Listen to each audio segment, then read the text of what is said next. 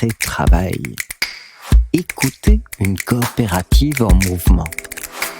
Depuis ses 14 ans, il a fait tous les métiers.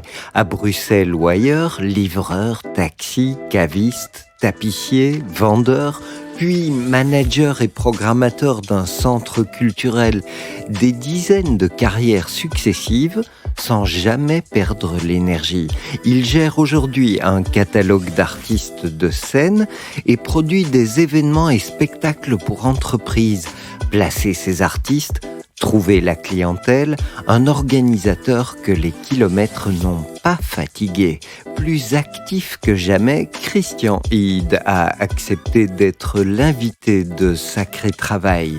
Bienvenue en studio. Bonjour Christian Hyde. Bonjour Nicolas. Aujourd'hui donc, on aimerait vraiment parler de tout ce qui est cumul de travail, reconversion, évolution d'une profession à l'autre, parce que Christian Hyde, c'est pas pour rien qu'on l'a invité, Christian Hyde est producteur d'événements de divertissement pour entreprises. Spectacle clé en main, mesdames et messieurs, c'est-à-dire que c'est l'assemblage de plein d'artistes, c'est la mise en place des éléments techniques nécessaires à cette production, mais aussi démarcher en permanence la clientèle pour en trouver une nouvelle. Mais Christian Hyde, c'est aussi un recordman du nombre et de la diversité des métiers au cours de sa vie. Parce que Christian, que j'ai en face de moi, n'est pas non plus un tout jeune fan sorti du bois et qui a donc forcément une sérieuse expérience professionnelle. Parce que des reconversions, Christian en a connu beaucoup. Alors,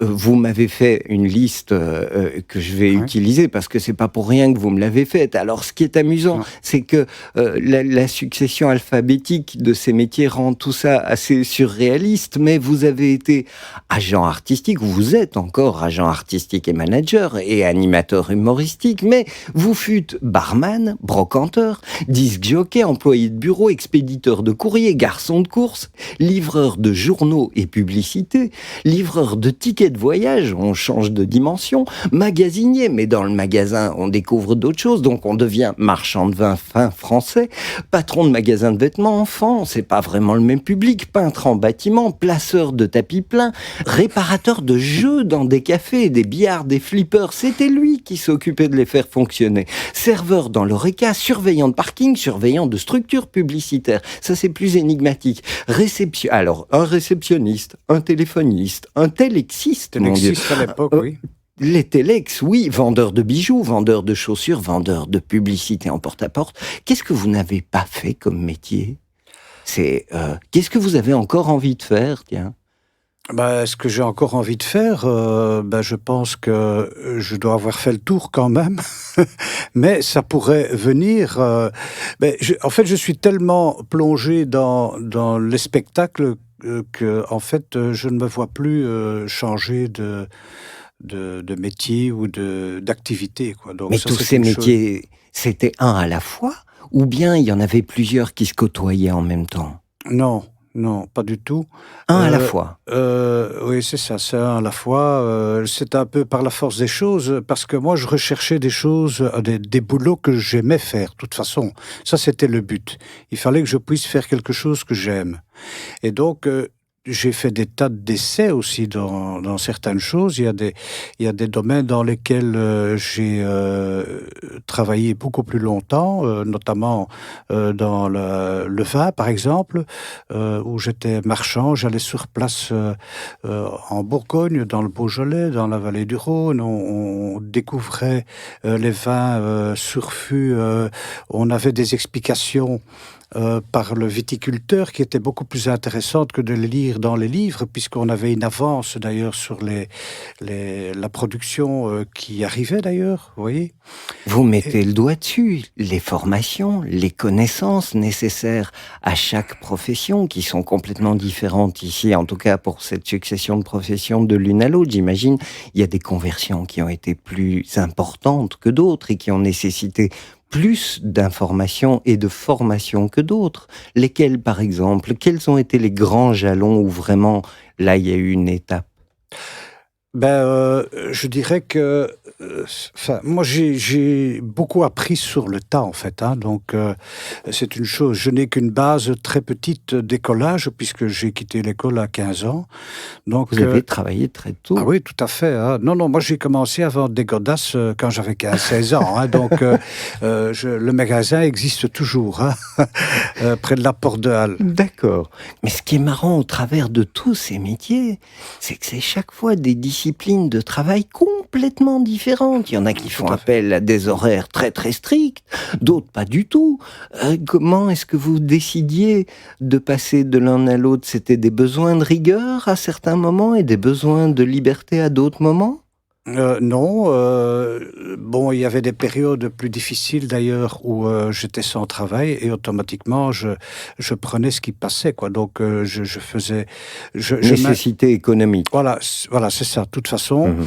Et donc, je m'inscrivais dans des agences d'intérim ou quoi que ce soit, où je répondais à des annonces, mais je n'aimais pas rester sans rien faire, en tout cas. Ça, c'était pas du tout le but et mon but, c'était d'arriver à quelque chose, de valorisant, malgré le peu d'études que j'avais faites. C'était ça mon but, en fait, à moi. Et là, évidemment, ayant postulé dans une agence d'intérim, donc on m'a proposé, je leur ai expliqué ce que je faisais, évidemment, et puis On est bien avant l'existence voilà, de j'avais Smart, déjà un hein. On est passé, bien avant voilà. 98. Donc c'était en fait en 91, donc voilà. D'accord. Et là, donc j'ai fait un test, dans une, maison communale, au centre culturel et de À congrès, à Woluwe-Saint-Pierre. Woluwe-Saint-Pierre. Oui. Et là, j'étais responsable de tous les événements qui avaient lieu lorsque le personnel quittait le bâtiment. Et qu'est-ce qui vous a, à ce moment-là, propulsé, producteur de spectacle? Car c'est ça l'étape suivante. Ah, ça, c'est une autre histoire. Mais bon, avant de me lancer là-dedans, comme j'ai Au fur et à quitté mesure, au voilà, c'est centre ça. culturel, vous avez eu beaucoup de connexions avec des artistes, j'imagine. Déjà, parce que c'est ça qui a influencé la suite, en fait, Mhm. puisque, j'ai un jour, rencontré un artiste que j'avais vu à la télévision, qui faisait des spectacles pour enfants. Je n'aimais pas du tout cette personne, quand je le voyais passer à la TV parce que je trouvais qu'il était un peu, ridicule. Il faisait des petites interventions, comme ça et donc un jour, cette personne, au centre culturel, il vient faire un spectacle pour enfants et comme j'avais un peu de temps, je dis: «Je vais aller le voir, je vais aller le voir faire son spectacle» et Mhm. donc ce spectacle complet que j'avais trouvé, vraiment super et j'étais tellement, gêné d'avoir eu une si mauvaise opinion de lui que je l'ai invité dans mon bureau à prendre un verre et puis on travaille ensemble depuis 23 ans maintenant. Donc pour vous dire que ah, je lui ai dit, je dis écoute, excuse-moi, mais j'avais une telle mauvaise opinion de toi que quand j'ai vu ton spectacle, j'ai été époustouflé. Il m'a dit oui, mais c'est normal, je faisais que des petites interventions. Il était ventriloque et Et c'est magicien. qui ce talentueux Ben, monsieur? ce talentueux artiste, c'est Étienne et Eugène. Voilà, et c'est devenu un ami. C'est le tout premier artiste avec qui j'ai travaillé. Et il Mais fait partie de l'impulsion qui vous a fait oui, démarrer pourquoi? cette Voilà, entreprise? pourquoi? Parce que quand j'ai quitté le centre culturel, j'ai cherché un autre travail, hein, là, je continue et je me suis inscrit en tant que candidat pour, travailler à l'aéroport dans les taxis. Je pensais que ça allait me plaire, mais après 6 mois, j'ai dit: «Stop» parce que trop de stress, impossible. Mais pourtant, le stress, franchement, ça a jamais été un problème pour vous. Vous venez de dire, le stress, c'était trop. Mais entre l'organisation de spectacles aujourd'hui et le centre culturel dont vous disiez à l'époque, le stress, c'est pas un problème. Le stress n'est un Ok. problème que lorsque ce que vous faites comme travail ne vous plaît pas. Là, vous avez du stress. Mais sinon, il y en a pas. Vous faites votre boulot, cool, vous êtes organisé, et cetera. Et c'est ça qui a mené votre Voilà, carrière, quel que soit le voilà, métier. voilà. C'est le fil conducteur? Oui, oui, certainement. Ça, c'est la base. C'est les angoisses, le stress, oui, c'est ça et puis, le le le problème de se lever en allant faire quelque chose qu'on n'aime pas. Oui, finalement. On se dit: «Bon, je vais y travailler pour, gagner ma vie», mais finalement, ça ne me plaît pas donc voilà et je pense que travailler en faisant quelque chose qu'on aime, c'est primordial, je trouve, dans la vie. Heu je suis parti de rien et j'ai beaucoup cherché à faire des choses que j'aimais bien et de ça, j'en suis fier, en tout cas. Mais je n'en suis pas prétentieux. Souvent, on me dit, «Ah, le chef est là», enfin, quelquefois, on me dit: «Le chef est là», mais je dis: «Non, je suis pas chef, je suis comme toi, je suis là pour gagner ma vie», voilà. Quand on dit que j'ai un parcours tel que celui que j'ai, je peux vous dire que je peux paraître quelqu'un de très instable, hein, finalement. Hein, ça, on me l'a déjà dit, «Tu as déjà fait ci, tu as déjà fait ça», c'est logique, mais En c'est même temps, parce c'est que pas ça que vous dégagez en personne. Vous ne non, dégagez absolument pas de l'instabilité non, ou un mais côté oiseau qui saute dans tous les sens. Je vous ai toujours vu très stable, justement. oui, d'accord, mais ça, c'est peut-être avec les années Peut-être. d'expérience que je l'ai eu, puisque quand on se cherche, c'est vrai qu'on est instable, de toute façon. Voilà. Vous savez, me retrouver, j'ai rien contre ceux qui travaillent en comptabilité, mais quand moi, on m'a fait travailler chez Texaco, quand je travaillais à la comptabilité et que toute la journée, je devais faire des calculs, tenez-vous bien, je ne me sentais pas, voilà, à ma place, quoi. Vous avez même eu une vie de bureau, Oui, oui, tout à fait. un 8h, 16 Oui, heures. oui, tout à fait, oui, oui, oui, oui, tout à Vous fait. avez tout Oui. fait. C'est juste, et je voulais vous demander, c'est pas épuisant de chaque fois devoir tout reprendre depuis le début, ou bien c'est ça qui vous motive? Non, j'ai pas ressenti ça, moi, jamais. Je l'ai fait parce que, dans un premier temps, je voulais pas rester, sans travailler parce que ça m'occupe déjà. Si Mmh. s Voilà, et je l'ai fait parce que je me disais: «C'est soit en attendant de faire autre chose qui pourra me plaire peut-être plus tard», mais les idées, ne venaient qu'au fur et à mesure de ce qui arrivait dans ma vie, quoi. C'est marrant, j'ai l'impression que sur votre récit, il y a jamais un moment où, vous avez eu un instant d'épuisement, un genou à terre, une difficulté. Il y a aucun moment où l'énergie a pu baisser, et c'est ce que je me demande à force de reconversion et puis, le spectacle, souvent on abandonne sur le chemin des protections sociales ou des petits bouts de sécurité. Comment est-ce qu'on fait pour se préserver et réussir à rester en action et à garder l'énergie? Mais, ce qui est important, c'est que, bon, déjà, puisque je collabore avec Smart, il y a déjà des outils, qui sont, utiles et que je remplis, puisque je remplis mon propre contrat. Je remplis aussi les contrats des artistes, finalement, qui sont Smart, hein, donc et cetera. Et ça fait combien d'années que vous travaillez dans la coopérative Smart Je crois que maintenant? ça doit faire 8, 9 ans. Pour moi, Smart est une sécurité. On se sent, quand même protégé. Parce que, il y a tout un service, qui suit les artistes et les autres. D'ailleurs, je serais même curieux de savoir, moi, en tant que manager, s'il y a beaucoup de managers chez Smart, parce que, je connais beaucoup d'artistes, mais des managers, je ne sais pas. Mais en tout cas, franchement, Smart, l'a déjà prouvé plusieurs fois que qui sont là quand il y a des problèmes. Ils sont stricts aussi parce que on peut pas faire n'importe quoi et grâce à mes 2, 3 gestionnaires, moi j'apprends plein de choses aussi puisque, j'ai même des artistes qui me posent des questions. Ils me disent: «Tiens, toi qui t'y connais», parce que je pose beaucoup de questions aussi, voilà, quand j'ai des questions, j'ai envoyé un mail à Perrine que j'ai évidemment fort apprécié et puis Perrine voilà, Pautre, et oui, puis, Martin qui a parfois pris le relais, voilà. Martin C'est Koller. grâce à des gens comme ça que j'ai eu 2, 3 problèmes et qui ont été réglés, voilà, par le service juridique de Smart, et cetera. Un accident de travail aussi, et cetera. Donc tout ça, ça a été, prouvé, noir sur blanc. Et D'accord, voilà. oui, oui, oui. Tu peux me répéter la question? Parce que je voulais en venir à ah Mais oui, justement, heu, comment faire pour se préserver et ah oui, rester voilà, en action? c'est ça.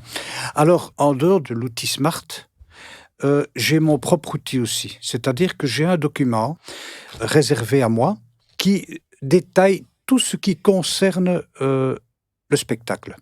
C'est-à-dire le jour, l'heure, et cetera. Je vais voir les salles, j'indique tout ça sur un document et j'envoie tout ça à l'artiste. Comme ça, lui a un détail complet de tout son événement. De savoir s'il doit apporter un éclairage ou s'il y en a, sur place, et cetera. Tout ça, c'est précisé sur le document et justement quand j'établis ce document, et c'est ça qui me tient debout, c'est que quand je remplis ce document, eh bien, c'est comme si j'étais déjà sur place. Et j'adore être sur place parce que je regarde le spectacle, je regarde le produit de ce que j'ai placé. Le plaisir que se donnent les enfants, le plaisir du troisième âge quand ils sont en stress, c'est même pas une question d'argent, je dirais.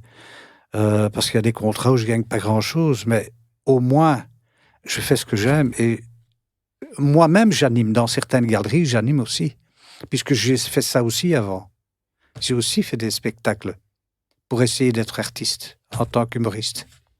Voilà. Pour moi, vous venez de faire la plus belle des conclusions de cette discussion. On ne pourra pas aller plus loin que ce que vous venez de faire comme déclaration. Moi, à vous écouter et à suivre tout ce récit, je vous remercie vraiment de faire partie de la communauté, de la coopérative Smart, parce que c'est ce qui est motivant pour nous, c'est d'accompagner des carrières pareilles. Et je ne sais pas si... Enfin, ne m'en voulez pas si je le mentionne, mais découvrez que notre invité pour cet épisode est aussi officiellement retraité, sauf qu'il est encore en pleine action.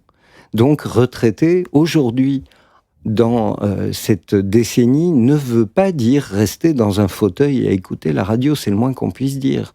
Dans votre cas, la vie professionnelle continue à 100%. Tout à fait, d'ailleurs, le plus tard possible. Donc, cette année-ci, j'aurai 70, hein, donc c'est un peu...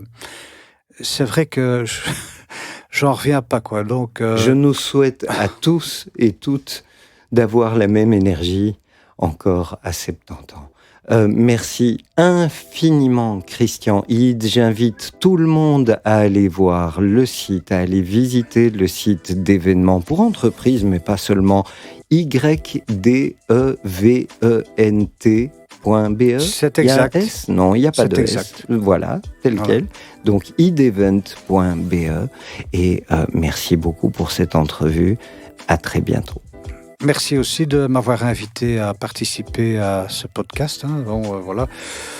Si ça peut faire avancer le public, comme on dit, on verra bien. Mais de toute façon, je pense que c'est une très bonne initiative de pouvoir s'exprimer.